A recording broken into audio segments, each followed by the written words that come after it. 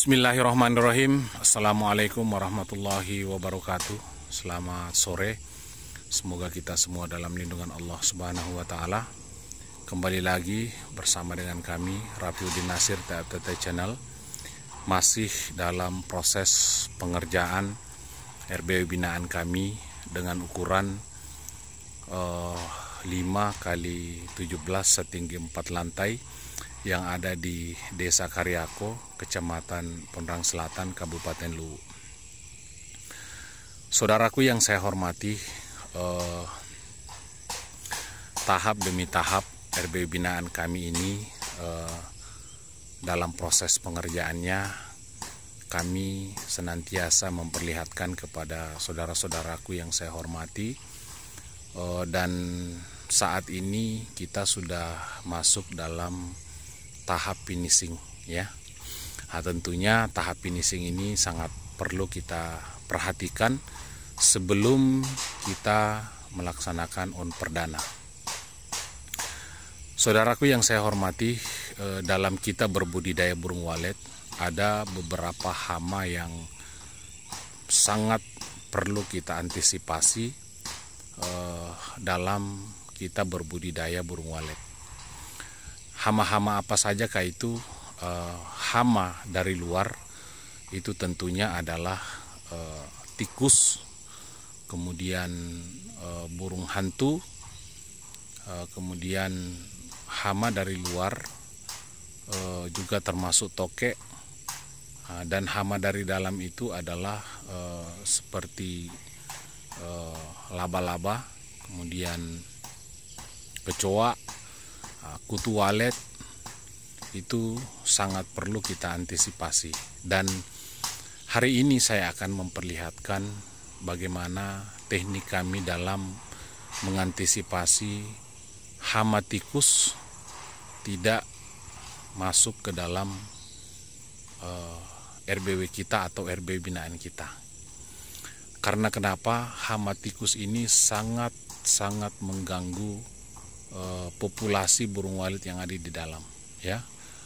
Maka sering terjadi saudaraku, di awal-awal kita serius mengantisipasinya, pada saat RBW kita sudah populasinya banyak, kita teledor sampai ada sebuah RBW yang burungnya habis diserang oleh hama tikus ya.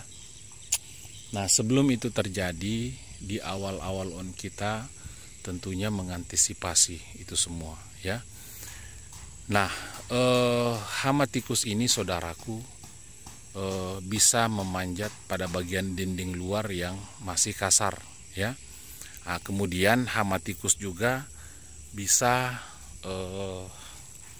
masuk ke RBW kita melalui kabel PLN seperti ini ya.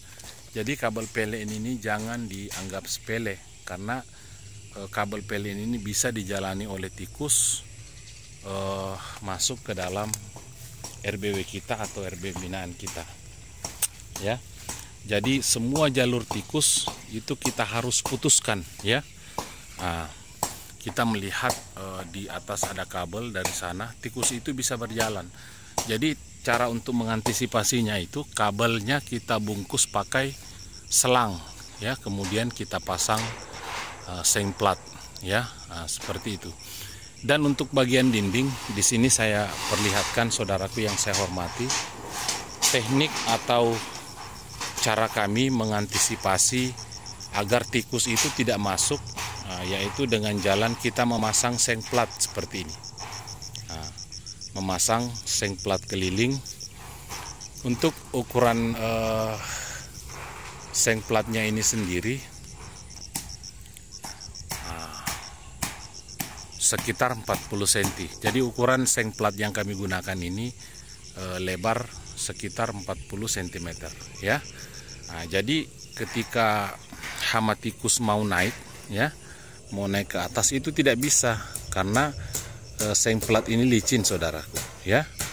Nah, jadi pada bagian bawah itu benar-benar harus rapat ya, harus rapat mungkin pada bagian bawah ini, jangan sampai ada celah yang bisa tikus masuki.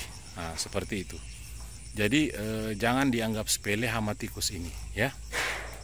Nah, kita lihat ya, cara pemasangannya itu harus rapat ya, harus rapat mungkin. Nah, keliling ya, keliling dari sini ke belakang. Nah, seperti ini ya. Baru teknik pakunya itu kita selingi ya, kita selingi ya. Dari sini jangan langsung kita paku lagi ke atas begini, sini. Kenapa? Karena tikus nanti bisa memanjat ya. Jadi dari sini ke sini ya, kemudian diselingi lagi di sini ya, di sana lagi, nah, di sini lagi. Nah, agar ketika tikus mau naik seperti ini itu tidak bisa saudaraku karena licin ya. Nah, jadi perlu diantisipasi RBW binaan kita itu ataupun RBW pribadi kita itu dengan menggunakan seng plat seperti ini. Kalau kita belum sempat untuk memplaster ya, nah, seperti itu. Tapi kalau RBW kita sudah diplaster kemudian licin, saya rasa tidak perlu ya dipasang seng plat keliling seperti ini ya. Nah, yang kita pasang itu adalah yang RBW yang belum diplaster seperti ini.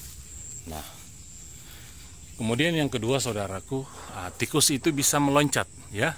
Nah, untuk mengantisipasi tikus itu, semua pohon-pohon yang ada di sekitar RBW itu kita harus tebang ya. Kenapa? Insting tikus itu yang namanya juga binatang, Allah lengkapi dengan insting untuk mengetahui makanannya ada di mana ya. Nah, itulah kelebihan semua makhluk yang Allah ciptakan. Nah, sedangkan burung walet ini sangat disukai oleh tikus ya. Nah, saya melihat ada beberapa tempat yang saya dapati tikus ini tidak memakan burung walet itu, tetapi hanya menggigit saja kemudian dikumpulkan di suatu tempat. Nah, seperti itu ya.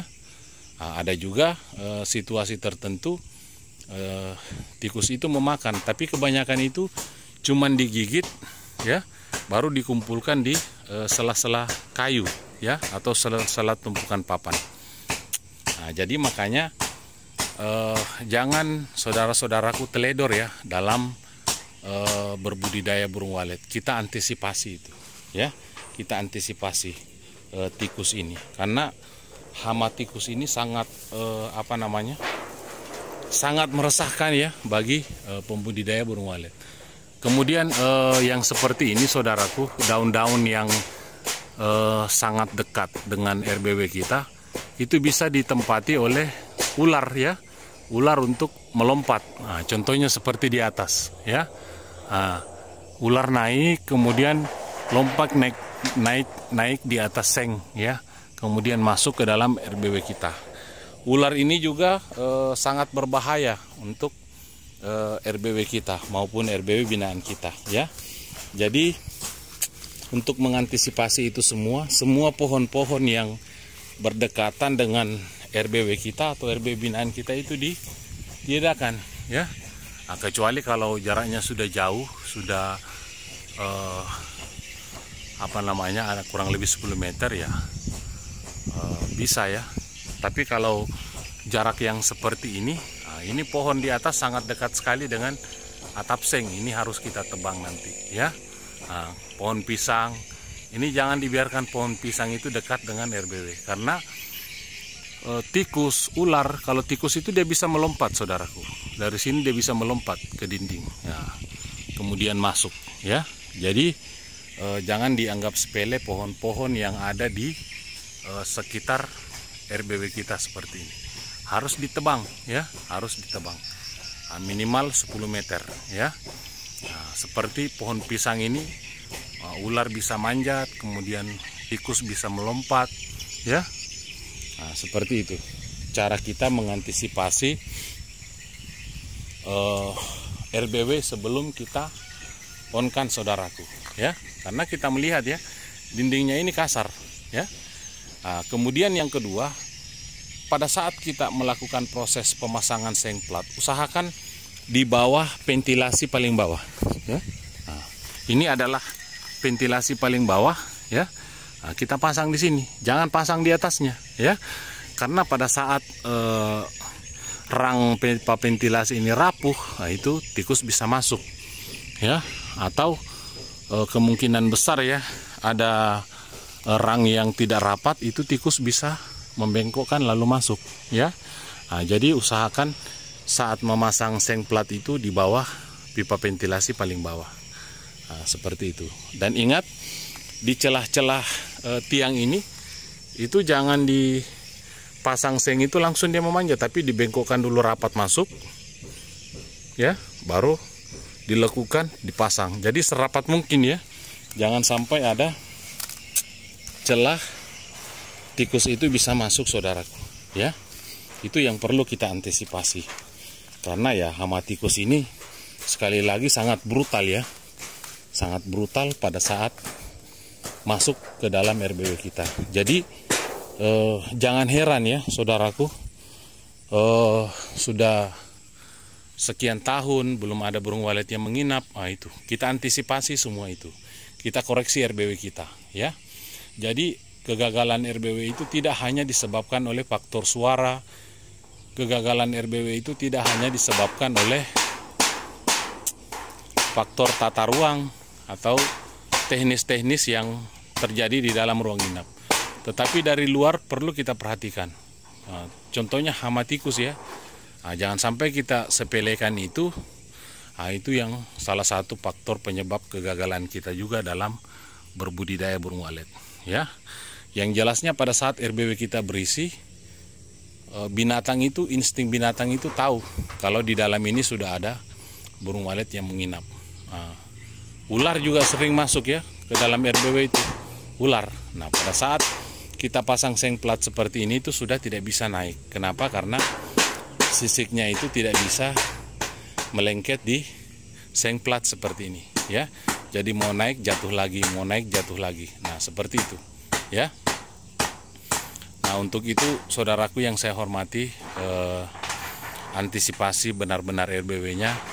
Sayang ya kalau kita teledor dalam jangka lama, kita langsung meninggalkan RBW kita on-kan tanpa kita mengoreksi satu-satu apa kekurangan RBW kita ya. Jadi sebelum kita on-kan itu, segala kekurangan-kekurangan yang menurut kita perlu dibenahi itu dibenahi memang ya. Nah, karena jangka mengontrol RBW itu per 3 bulan saudaraku ya, per 3 bulan. Jadi kita datang masuk melakukan pengecekan itu per 3 bulan. Jadi dibenahi dulu sampai benar-benar menurut kita sudah safety, aman. Nah, contohnya lubang-lubang yang seperti ini ya. Nah, yang lubang seperti ini biasa kita tidak sangka ya. Nah, biasa kita tidak sangka, padahal di sini tikus bisa masuk di sini ya. Jadi tikus itu bisa menarik kainnya atau bahan-bahannya, baru dia bisa masuk. Nanti ini kita semen ya. Nanti itu kita semen. Kemudian pipa pembuangan, biasa kita membuat pipa pembuangan. Nah, itu kita benar-benar ya pasang tutup rapat. Dan pada saat pengecekan selalu kita kontrol itu. Jangan sampai itu yang menyebabkan tikus masuk ke dalam RBW kita atau RBW binaan kita saudaraku ya. Nah, mungkin ini saja yang bisa saya sampaikan kepada saudaraku yang saya hormati untuk hama yang dari dalam itu kayak seperti laba-laba, kemudian kutu walet itu punya racun tersendiri ya, yaitu racun regen ya. Dan jangan lupa setiap kita melakukan pengecekan, nah itu racun tikus harus kita tebar lantai 1, lantai 2, lantai 3. Nah, pada saat tikus itu berhasil masuk, nah, sudah racun itu yang berfungsi untuk membasmi tikus yang masuk tadi ya. Mungkin ini saja yang bisa saya sampaikan saudaraku. Salam hangat dari Sulawesi Selatan.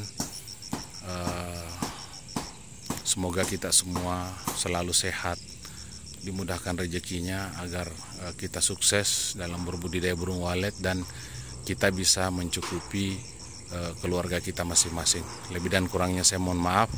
Wabillahi taufiq wal hidayah. Wassalamualaikum warahmatullahi wabarakatuh.